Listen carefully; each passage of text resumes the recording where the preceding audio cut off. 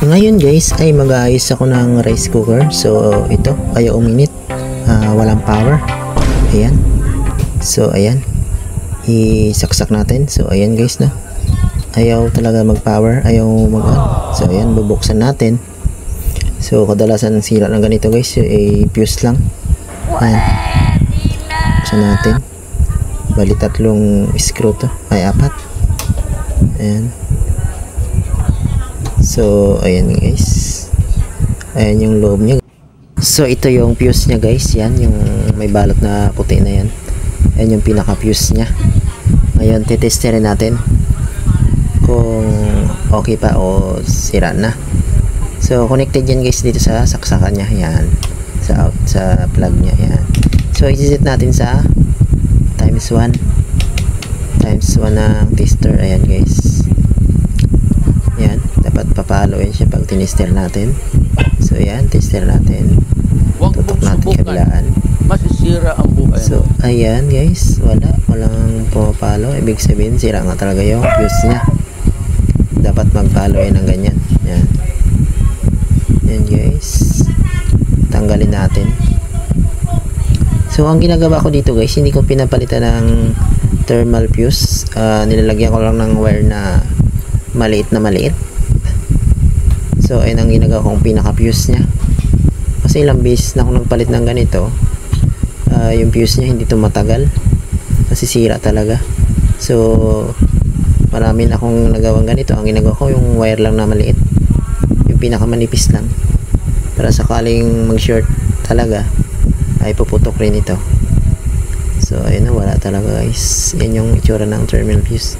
So mini-measure nito yung init, yung degrees. Pag sumobra na sa ganong init yung degrees nya, puputok siya, sira. So ayan yung wire na gagamit natin, yung pinakamanipis lang.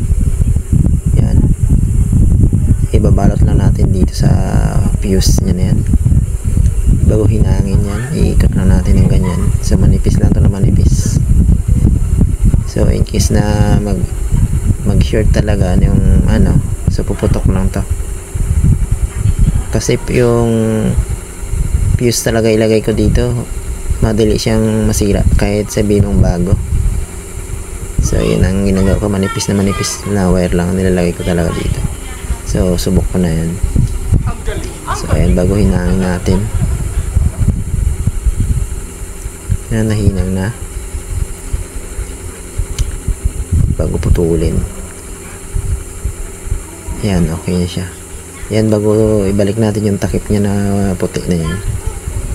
So hindi yan nasusunog, yung parang plastic na yan. Hindi siya nasusunog kahit mainit na yung pinakatakip ng thermal fuse na yan. Yan, bago i-screw natin. So ito, connection niya dito sa ilaw to, yung isang wire. Yan, i-screw natin. Medyo higpitan lang natin ng konti. Yan, i-screw natin. A few moments later. So ayan, isasaksak na natin guys. Subukan natin kung iilaw na at mag-iinit na kung iinit na. So ayan guys, uminit na. Umilaw na. Umilaw na. Yan, umilaw na. Tapain natin yung pinaka heater na kung mainit na. So ayan, mainit. So okay na to guys. Ayan, pwede nang lutuan.